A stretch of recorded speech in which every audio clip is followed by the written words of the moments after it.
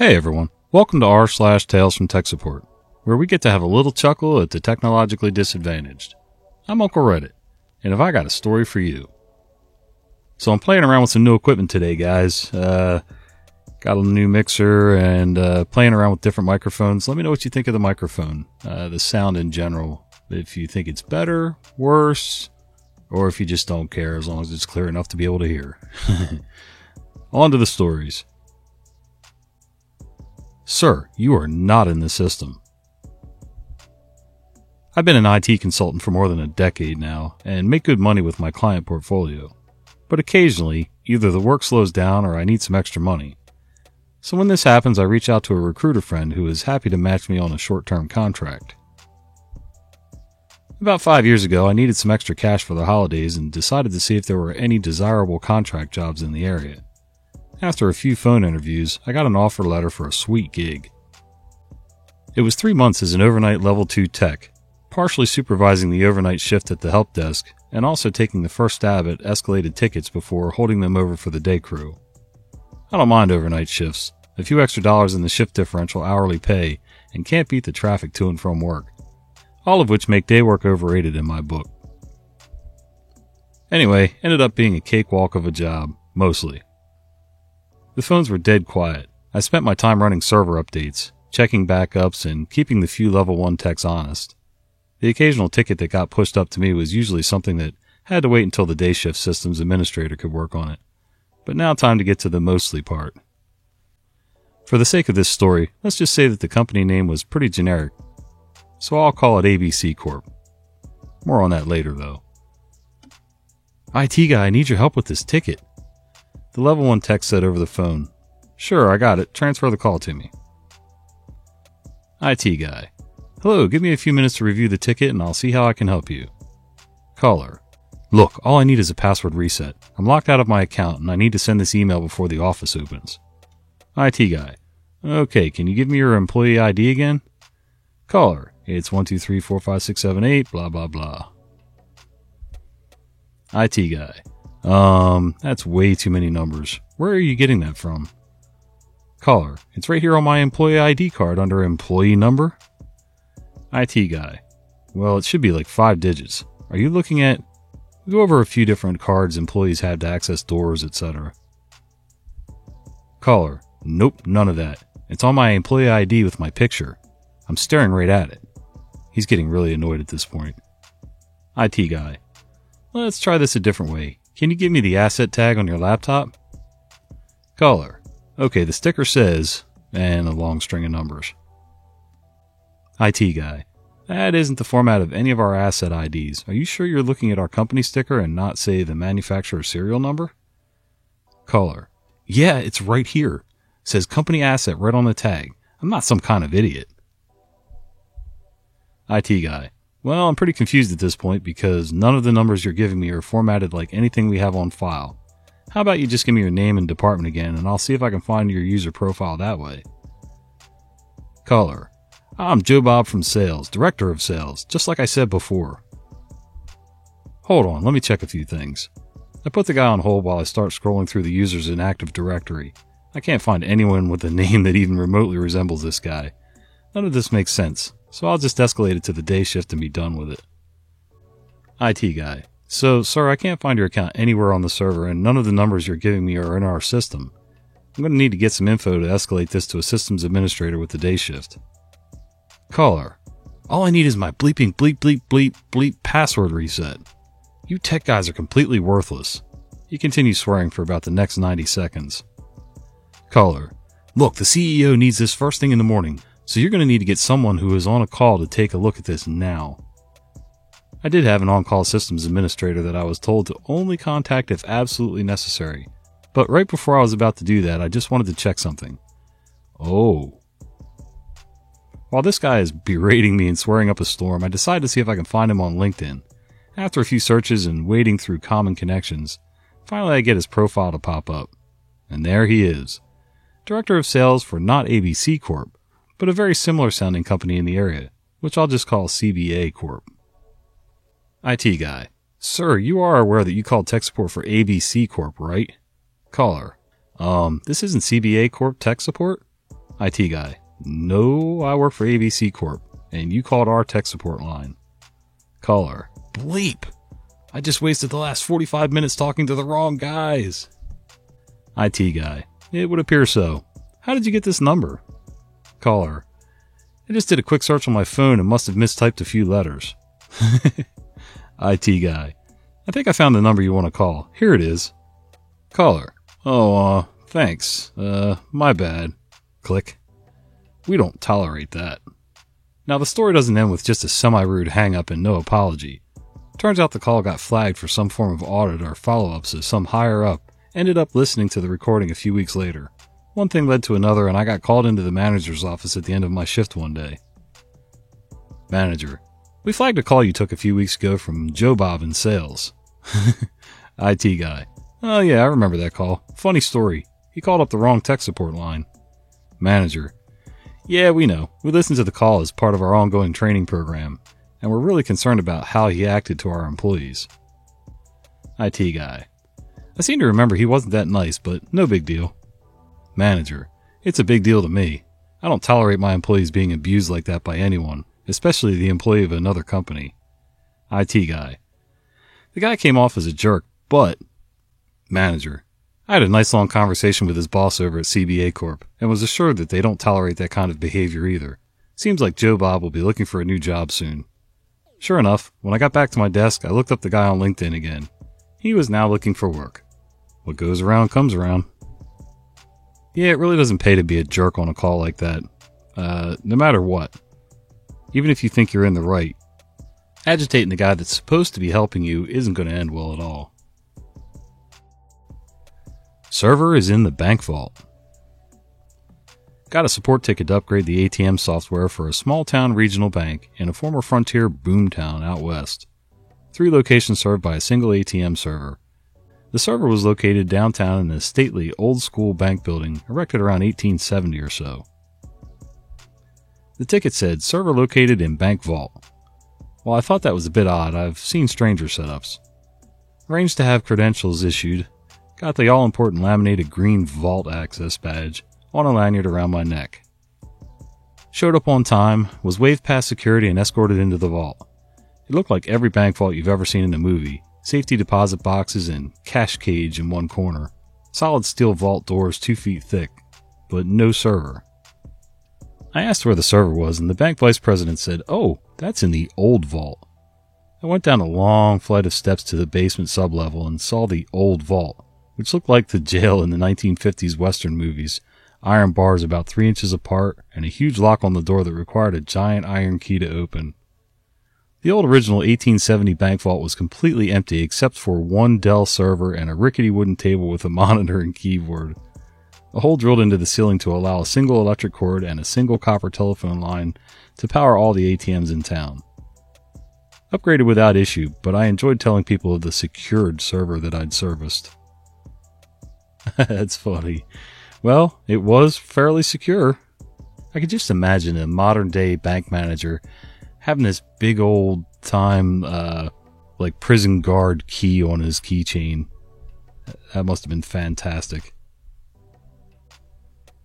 A royal problem. So a few years ago, I worked at a service desk of a foreign ministry. I have some fond memories of those times as the colleagues and users were incredible. This is a short story that I was reminded of today. User and me are the stars of the show. Me. Hello, service desk. OP speaking. User. Hi, this is User from Embassy.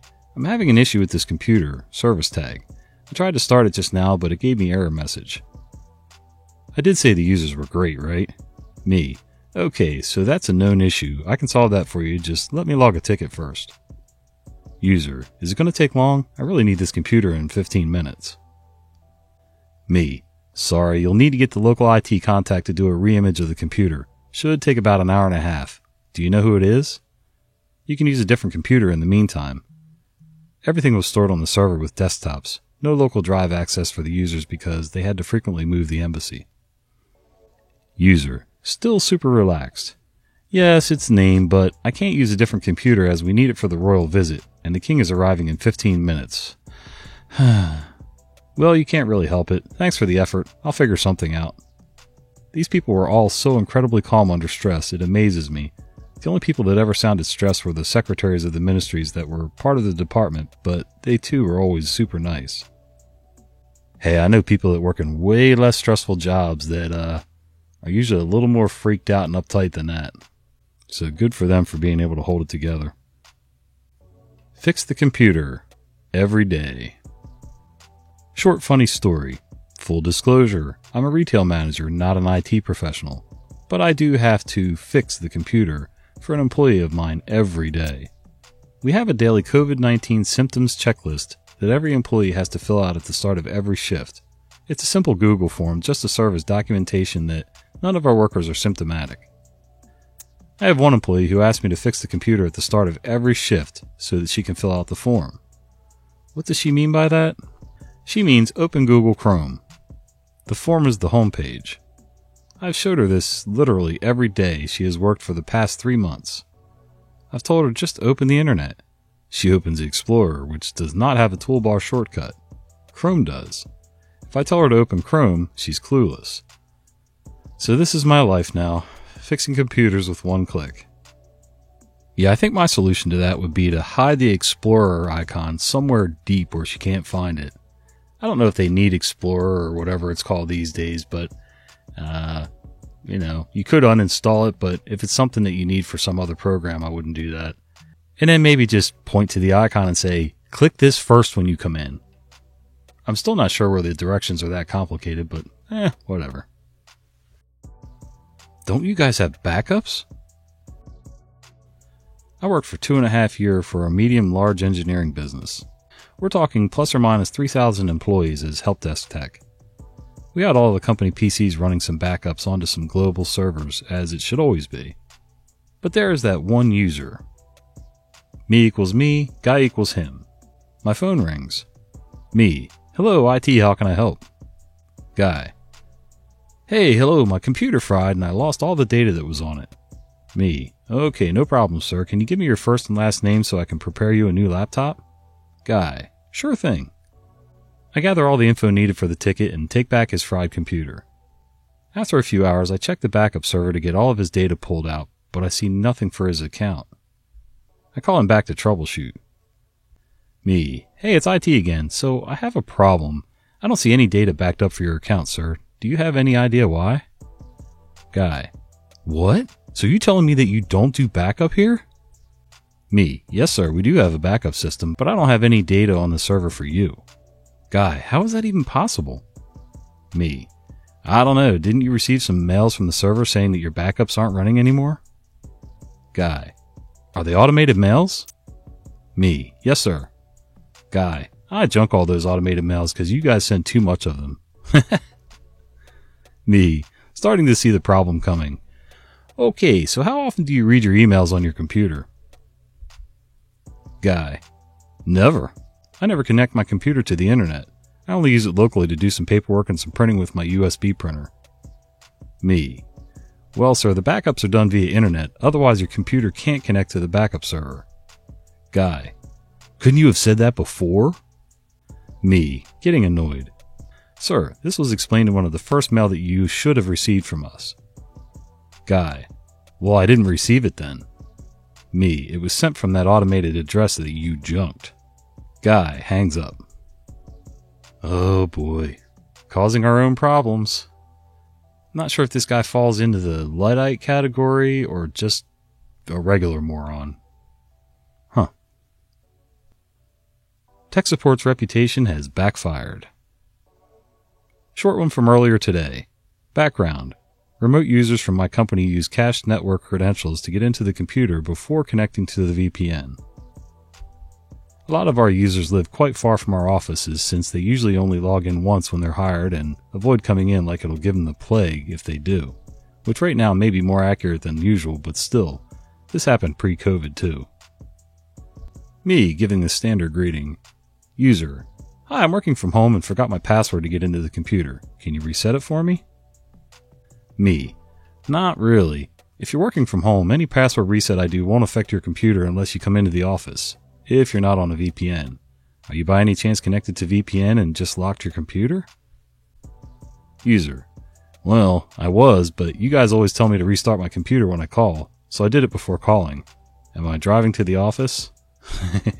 She drove to the office. I'll give the user 2 points for that one, at least trying to do some of the normal, have you turned it off and on again? So, yeah. And it didn't sound like they were being crappy to the tech or anything, so that's cool.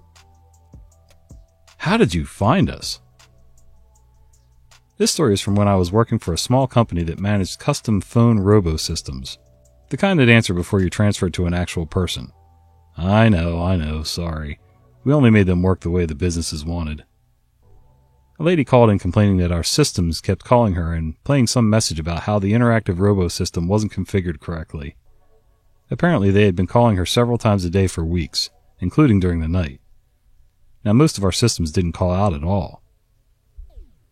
If they did, it should only be in response to someone who already called in, creating an event that would cause a callback later.